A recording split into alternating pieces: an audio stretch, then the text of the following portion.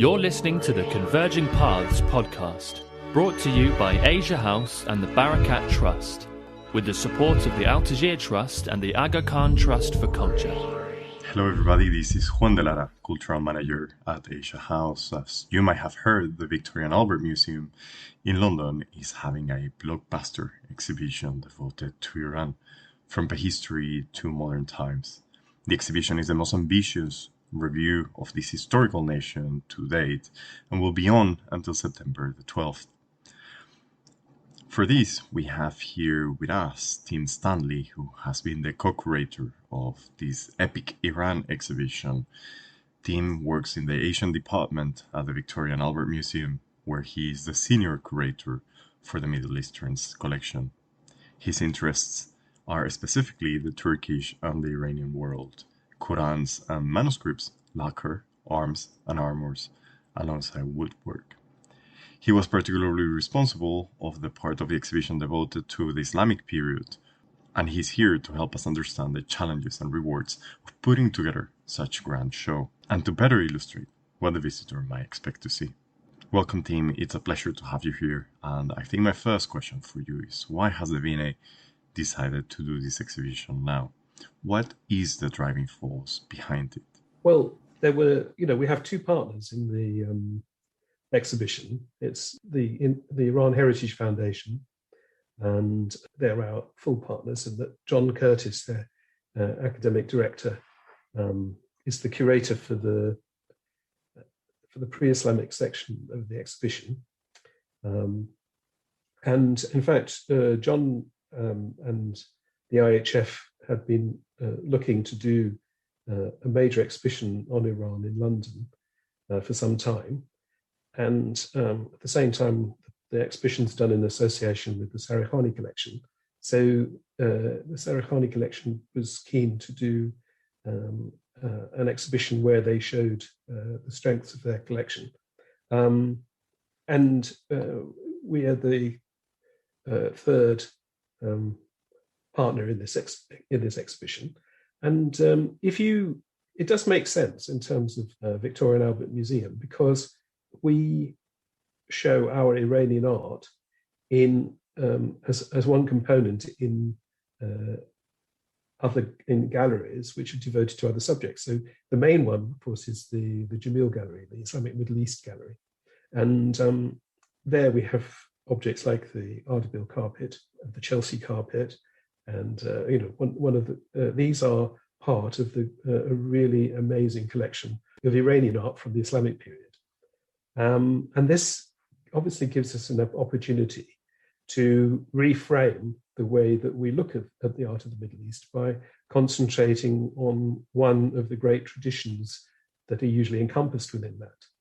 And by doing that, by refocusing it from this is, we won't be able to change the way that we deal with the world. Like, for a very long time in the future, there will still be an Islamic Middle East gallery. But this is our opportunity to acknowledge that the existence of a great Iranian collection within that broader category. And we are also able to participate with the IHF and the Sarihani collection in creating something which hasn't been seen for 90 years, which is an attempt in an exhibition to show the complete history of Iran. And you wouldn't necessarily need to do a sort of overview exhibition in this way for other great traditions of Asia or Europe, in the sense that an exhibition about Russia or China isn't necessary, because people already have an idea, that a general idea about what the strengths of those civilizations are. And that's not true. We think that's not true of Iran, that the way Iran's been treated in the past is to break it up and to diffuse the components in a way that people don't have a well-grounded idea of how important Iran was and how long its historical and artistic traditions have continued. So I think that's the reason why we need to do this. It hasn't been done since 1931, so it's 90 years later. And what you have to tell about Iran has changed in that time because of the better research. So, I'm repeating what John Curtis has drummed into me, that if in 1931 we didn't know much at all about what happened in Iran before the rise of the Achaemenid dynasty in the middle of the 6th century BC. And since the 1960s, the excavations in Iran have brought to light a rich civilization. So from the 4th millennium onwards, the Iranian plateau was the home of really great civilization. And then from the end of the 2nd millennium, you have the rise of, which is a sort of a coherent, almost uniform civilization that covers the whole plateau. Then towards the end of the 2nd millennium, you have the arrival of people who we think were probably the Iranian speakers coming from the north. And then after their arrival, you have the breakup of political authority, which you see in the fact that there are lots of centers producing different types of art. So all of that was unknown in 1931. And if it had been known, Iran would have been seen as important as the civilizations of the Fertile Crescent in Egypt and Mesopotamia. And so this is an attempt to open up a part of Iran's history to the British public by introducing the fact that there was something going on in Iran that was really quite important from the late 4th millennium BC onwards.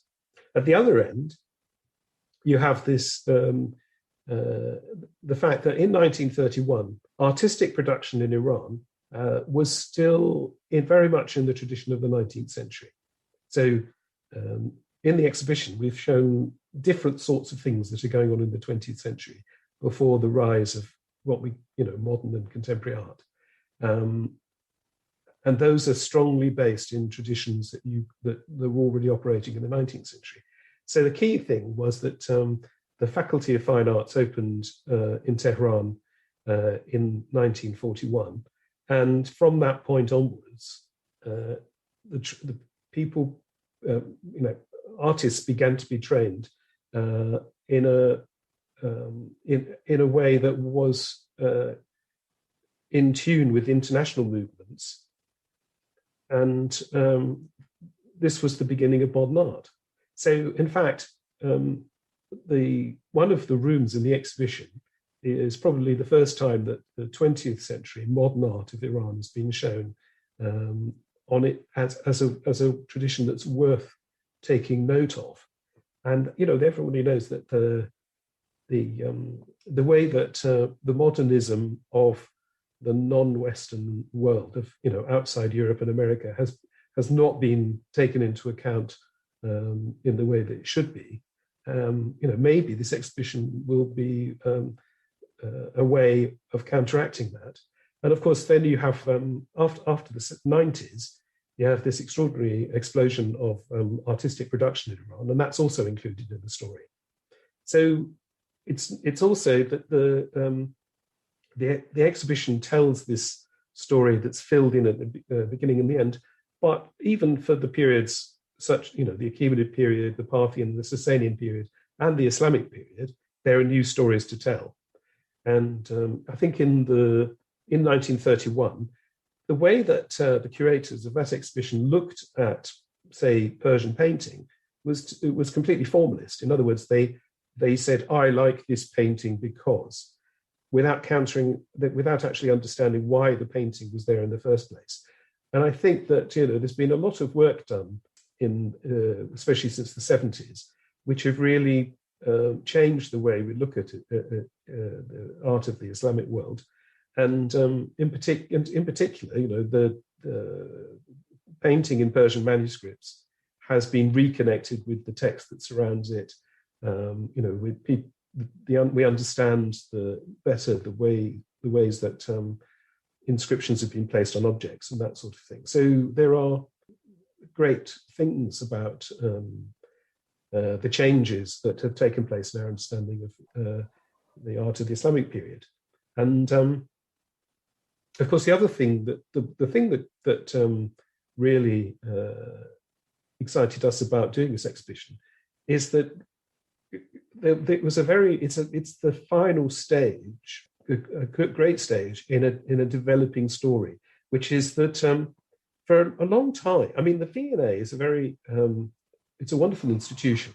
From the beginnings, it had a positive idea of the arts of the whole Islamic world, and so we've acquired stuff from the 1850s onwards.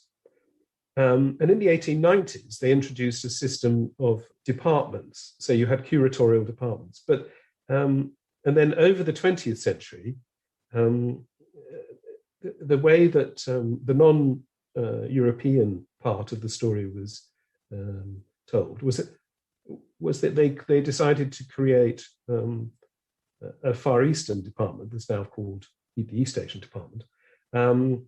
And they were going to create a Middle Eastern department. The very strange thing was in 2002, I came to the museum as one of the first curators who were specialists in the Middle East. And we created a Middle East section.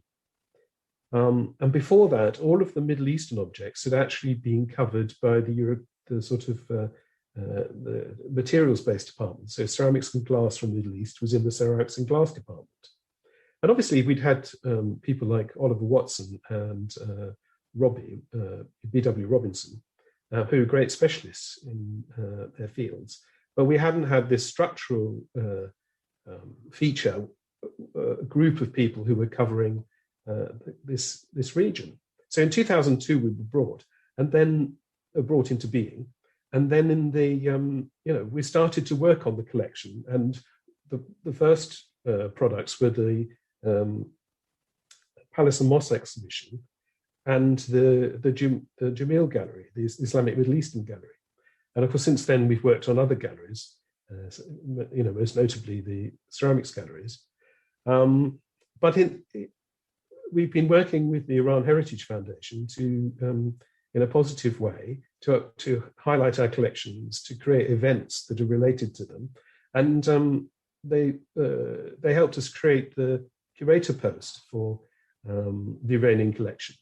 And so we've been doing that now for 12 years. We've had a dedicated curator for the Iranian collection. And in that process, it seems surprising that one of the country's most important museums actually didn't have specialists studying this large part of its collection, and that we've discovered things, so that there are lots of things in the exhibition which we found in different collections within the museum that have not been shown for a very long time. And so this was an opportunity for me and for Sarah Piram, who's the current curator of the Iranian collection, to work on bringing these finds, as it were, within our own collection to the public. And I should say that Moya Carey, who was previously the Yuan curator, did a lot of the work that we're now benefiting from. So this has been the opportunity to show things like the huge one-for-one paintings of the tile work of Isfahan, for example, which we have no information that these were ever shown during the 20th century. And we're not quite sure whether they were shown or where they were shown in the 19th century, but we acquired those in 1877. And now we're making, we've made an effort to show 4 of these huge paintings in this exhibition. And that's just one of them, of many parts of our collection that we've been able to, after all this work, we've been able to show it in a relatively informed way. So we know what the things are, we know why they were brought to the museum, etc., and we can tell the public about it. So it's been an opportunity to expose parts of our collection to public view that had been hidden for a very long time. Thank you, Tim. And I am very interested by the fact that you are presenting the exhibition in a different way to that of 1931 by including prehistory and ancient times. And I wonder what elements came to the fore by contrasting the most ancient and the newest production, considering the contemporary section of the show. When you're going to do a show like this, you have to come to terms with the fact that you're telling 5,000 years of history in a relatively small number of objects. 300, maybe 350. Counting objects is always quite difficult. So you're going to have to be very selective. And obviously, one of the things you would hope to bring out is if there are continuities. But you also have to take account of the fact that there are great changes over this period. And, you get the Achaemenids, but then you get Alexander the Great. You get Zoroastrian as an official religion of Iran, but then it changes to Islam. So it's always going to be an exhibition that has very different things in it. And I think that's, in talking to my colleagues within the exhibition, within the exhibitions department, they say, it's amazing. There are just so many different types of objects in this exhibition. But the idea that these all form part of a concatenation of events, that produce these objects, to some extent has to be taken on trust. That the curators see this as part of a single story, and we try to bring out the way that the different traditions are linked. So what we're trying to do is to represent something. Oh, so when I say take it on trust, I mean people in Iran don't have any problem about the fact that this, this is their heritage. They may have sort of problems with bits of it because they, from their own point of view, they think some parts are more important than others. But they acknowledge that this 5,000-year history belongs to them. And so you're trying to get the visitor to look at it in the same way. And especially, for the antiquities, it's not so difficult, I think, because from everything happens in the Iranian plateau and neighboring areas. And you have, eventually have the creation of an Achaemenid empire, a Parthian empire, and a Sasanian empire. And those are states which we recognize quite readily as being Iran. I mean, the Sasanians called themselves the kings of Iran. So it's not unclear there. And so that's a great tradition called Iran that goes up to the middle of the 7th century. And then from the 16th century onwards, you have somewhere which is called Iran and is recognized as Iran or Persia, but on the instructions of Reza Shah, we call it Iran now. And those two parts are linked by a period in which Iran does not necessarily exist politically, but where an Iranian tradition thrives and it becomes greater than Iran itself in many cases, as in the use of Persian as a literary language all the way from Anatolia to Bengal. And so that's a sort of complicated reshaping of what Iranian civilization was in the Middle Ages. It became something different, but it survived, so that just basically the Sasanian Empire had an official language which is very similar to the official language of the Safavid Empire. And so it's through those sorts of traditions that we were able to demonstrate it in the story. And what is characteristic of the modern and contemporary period is that the artists who are creating the works of that period are aware of all that's gone on before. And, they artists of those periods, sometimes they choose to use ideas from that great history in their own art, but other artists don't. So there's a different relationship among different types of practice to the past. But you can say that all of the artists in the 19th and 20th, the 20th and 21st centuries had a very strong idea of where they came from. And that's what we're trying to explain. Why, these people who are both artists and, the rest of the population in Iran and people in the diaspora have a very strong sense of who they are and where they came from. And we're trying to say where that is. And it seems also to me that one of the most important elements that evidence continuity is actually poetry.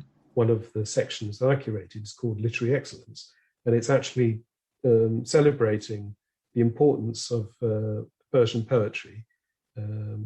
So, of course, it's an art show, so you can't just have an Iranian standing there speaking the poetry that they know by heart, but that is a key aspect of Iranian behavior that is different from almost everybody else. And so poetry is very, very important. So what we try to do is to have a display that shows how, the main form of painting in Iran is the illustration of books, historically. And so we try to show how poetry generates the painting, but also how poetry appears on objects and how the relationship. It's as, to an extent, it's as though people were speaking the poetry, as we know they were, and it sort of distilled onto the objects. And also, I think that we a little bit more out on a limb, we've tried to say that the way that lyrical poetry in particular is constructed as a series of couplets that unlike in narrative poetry, where there are a series of couplets, but the content has a strong thread going through it. So the poet is delivering to you a story. In the lyrical poetry, the couplets can stand on their own in most cases. And so even, if you read in manuscript, the poems which have been given a canonical form by the production of printed editions of poets, where someone has tried to work out what the original form of the poem was. But when you look on the historical manuscripts of different poems, the couplets are inclined to move about within the poem because it doesn't make a great deal of difference. So that structure is so, poetry is so important to Iranians that we see that some of the structure of art forms can be related to that. So that's one of the themes of the exhibition. So I think that, it so happens that the poetry of the Parthian and Sasanian periods, which we know is very important, hasn't survived very well, partly because it was a very strong oral tradition. But as soon as Persian became a court language again after the Islamic conquest, so talking about the 9th, especially the 10th centuries, then they became the custom to write down the poetry in the Arabic script. And that has given us a millennial tradition of poetry, which is absolutely a continuum of ideas, of language, of metaphors, all sorts of things. So that is, in historical terms, it's also a very strong tradition. Thank you, Tim. I think that it's also important to give a bit of background to our listeners. And there has been issues defining Islamic art as a concept. This is a very spiky issue in academia, and there has been attempts to replace Islamic art for the word Persianate. And I wanted to ask you if you could explain a little bit more about this term and what it stands for. Islamic art is a strange term, but it's. I think that it has. one of the things is that people are trying to replace it as though it was the God-given right, especially of Americans, but also Europeans, to, like, we gave it the name in the first place, and now apparently we have the right to change it. And I actually don't think that's any of our business. I mean, in the period of rampant imperialism centered in Europe, Islamic art was eventually adopted about 1900, but that doesn't mean that it's now up to us to change it. And, Islamic art has been adopted as a term by many countries who see it as their art. So we just have to live with it, as far as I'm concerned.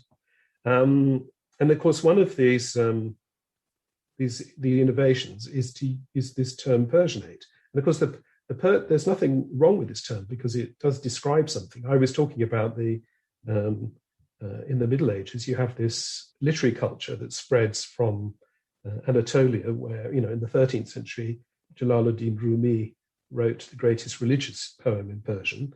And it continues so that at about the same time, you've got Amir Khosrow Dehlavi writing great poems in Persian in Delhi.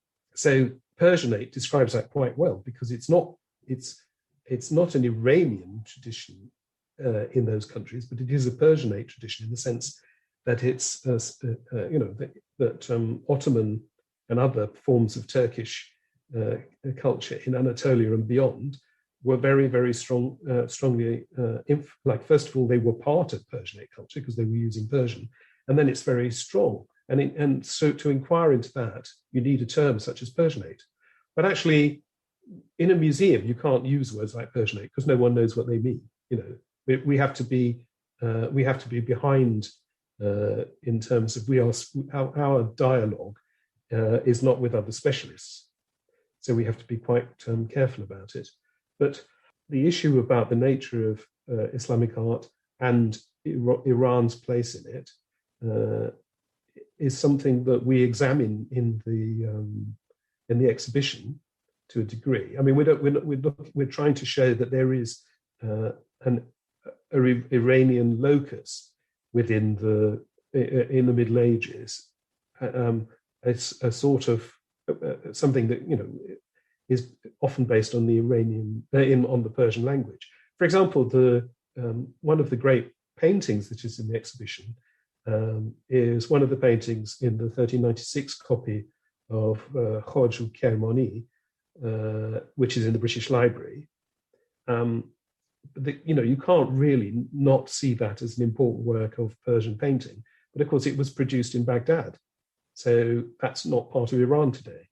So we have to be quite the borders of this Iran did change. They're generally in the same area. One of the interesting things about Persian art, when compared to other regions, is that Persian art appears to have endorsed their pre-Islamic time. Could you perhaps give us a little bit of information about this? Absolutely, and this is something that I was meaning to say, because, in terms of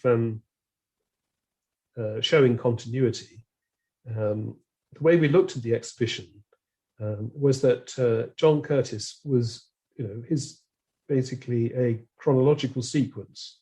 So we wanted to show that the people that sort of, in a sense, Iran's history as a country or a state sort of takes a break between the 7th century and the end of the 15th century, but it continues. And during that period, people had a very strong idea of the fact that there had been a pre-Islamic Iran.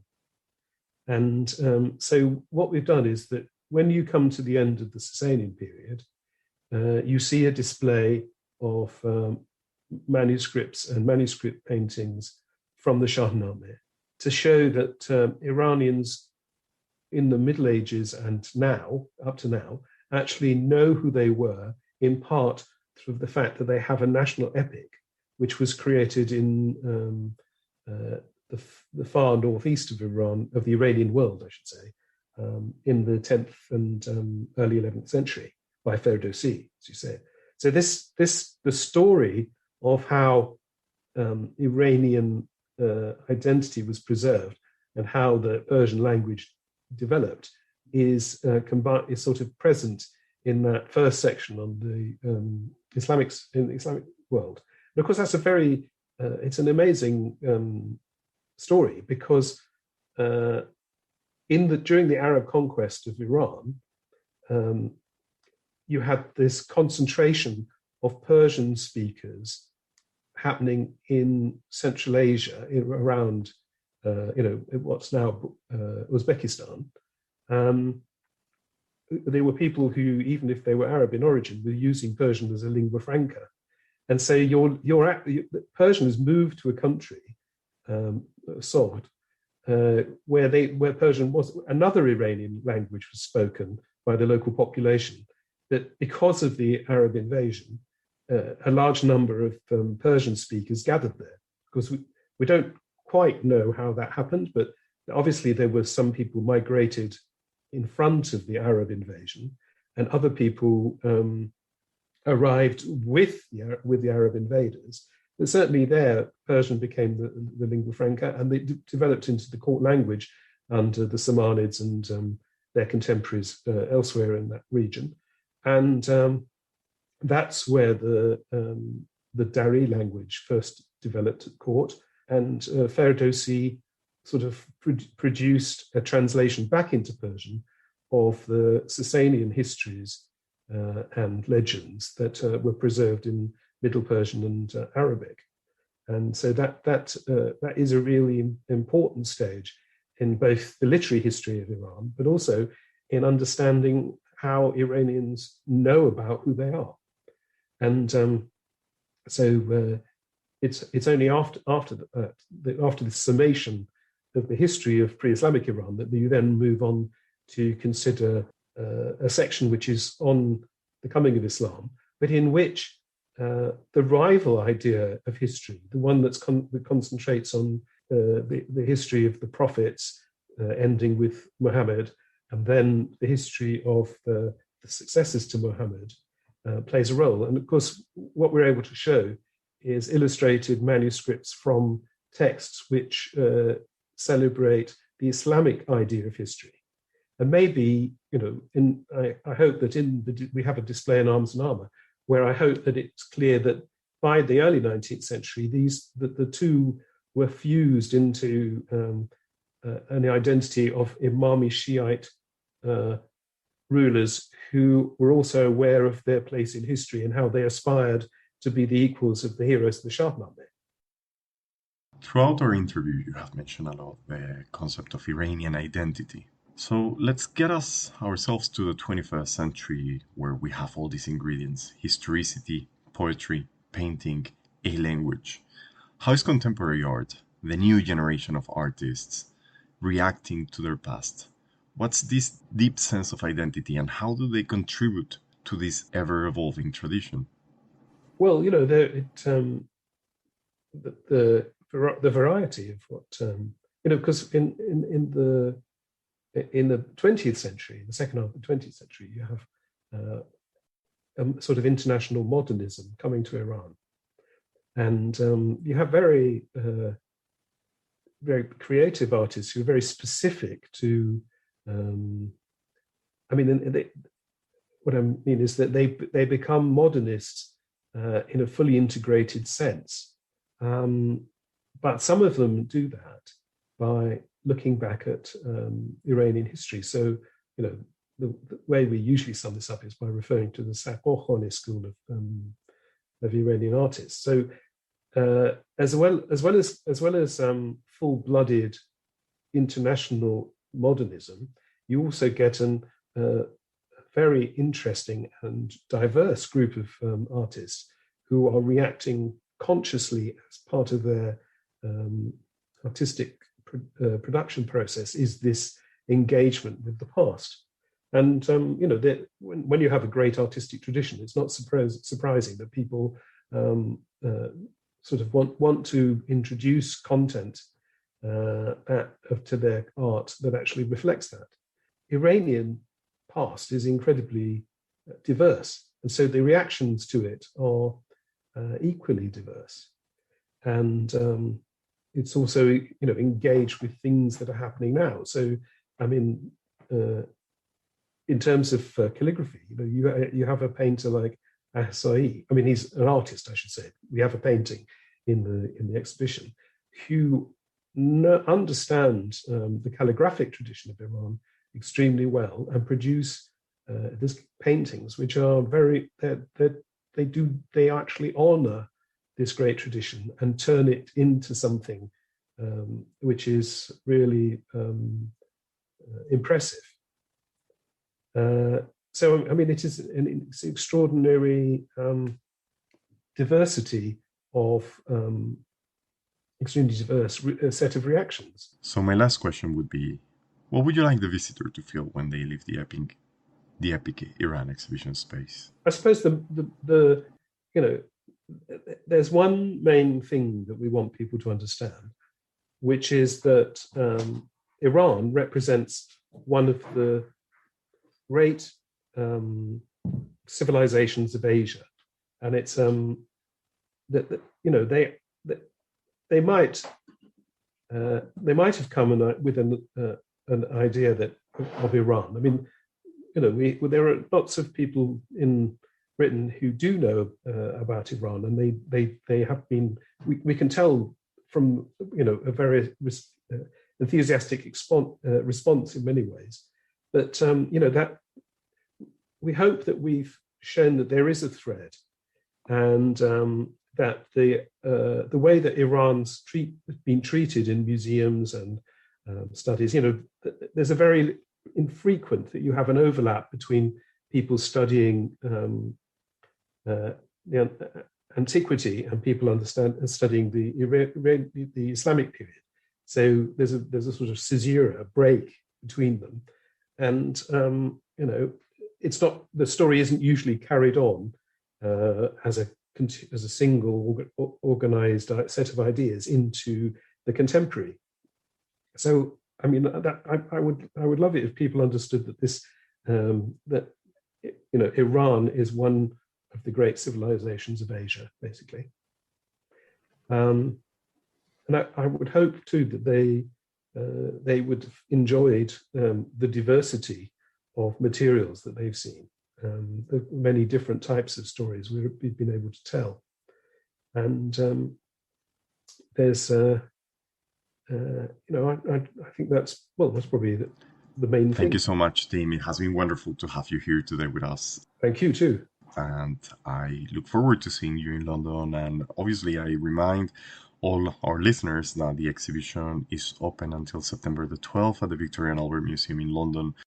Thank you very much again, and I look forward to seeing you for the next episode of Converging Paths. And until then, stay well and stay safe.